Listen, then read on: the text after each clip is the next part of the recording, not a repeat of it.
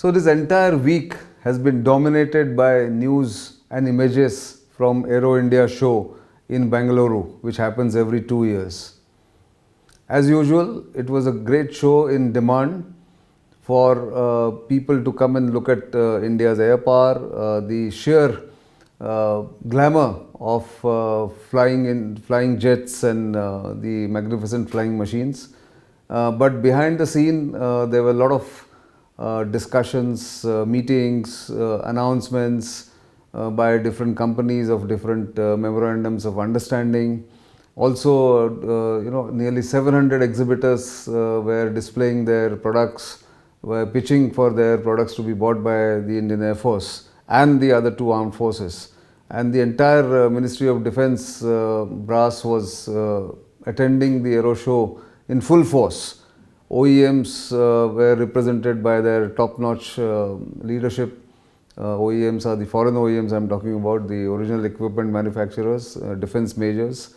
And of course, upcoming and big Indian defence industries were represented by their owners or their CEOs. And it was a week of lots of discussions on how India's air power and aerospace industry will pan out in the next decade or so. But at the end of it, what were the takeaways? That's something that I wanted to flag here.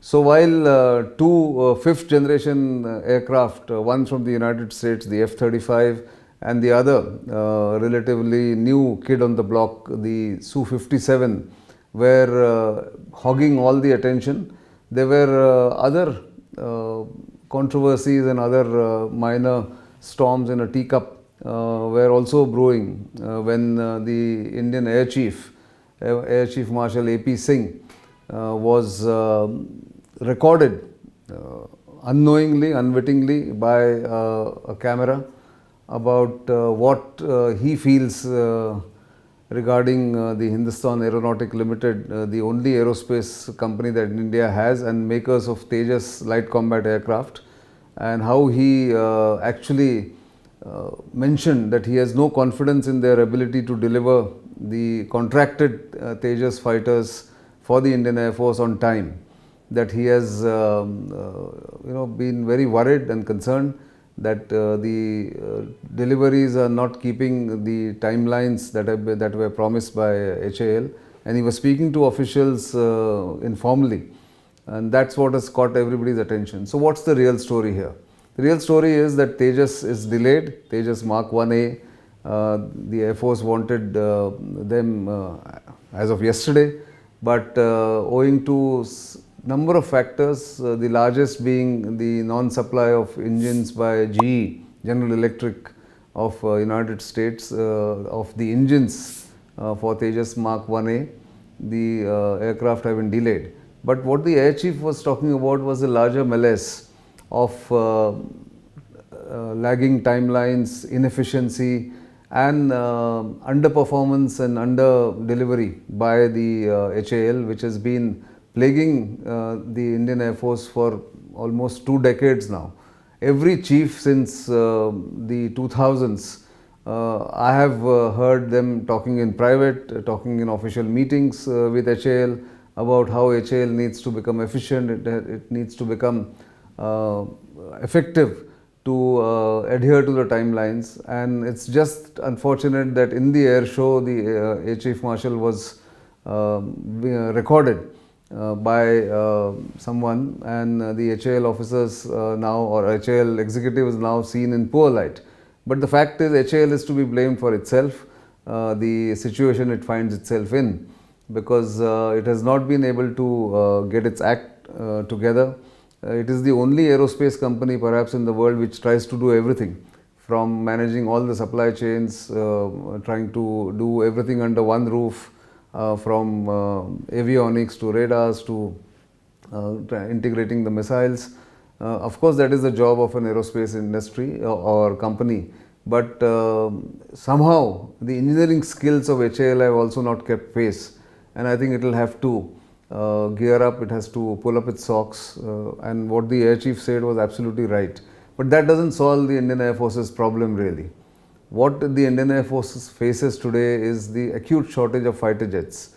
Now that's where it will have to source fighter jets in the interim from a foreign source. Could it be France? Would it be the US?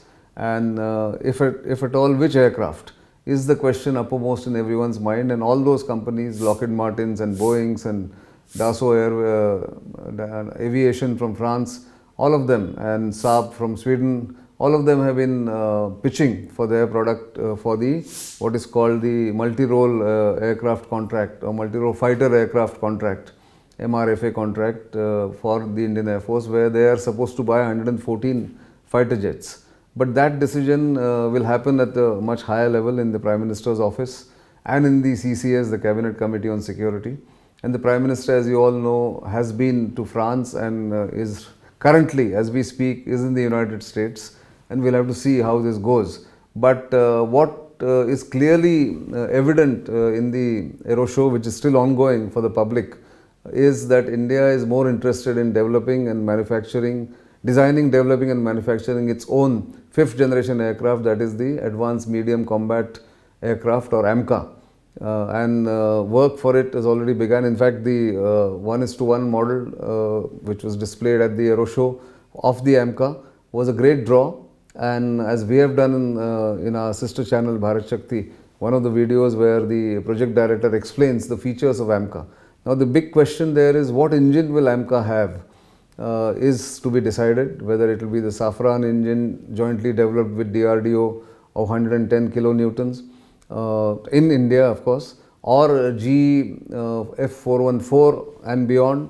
Will that be chosen as the engine for Safran, for AMCA? Is the question that remains to be answered. We might get that answer down the line, 6 months down the line, when the government decides about it. But for the moment, the Aero Show was all about the big market that India provides to all the defense majors. And if we see the latest report by IISS, the International Institute of Strategic Studies in London, defense spending is going up. And last year, in fact, it went up by 7.4% across the globe. And India is one of the biggest markets, and therefore Aero Show was all about how every company worth its salt was trying to sell its wares, sell its products, sell its platforms to the Indian Armed Forces. That's some of the takeaways from there.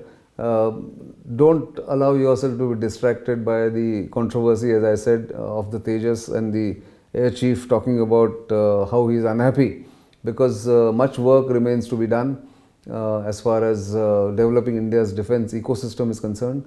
And down the line, AMCA would be one of the challenges that the Indian aerospace and defense sector will have, apart from all other problems that it needs to face. But the road is clear, the roadmap is clear, the direction is clear, that India will try and do everything in India with the help of foreign OEMs, in collaboration, technical know-how, and of course creating jobs in India.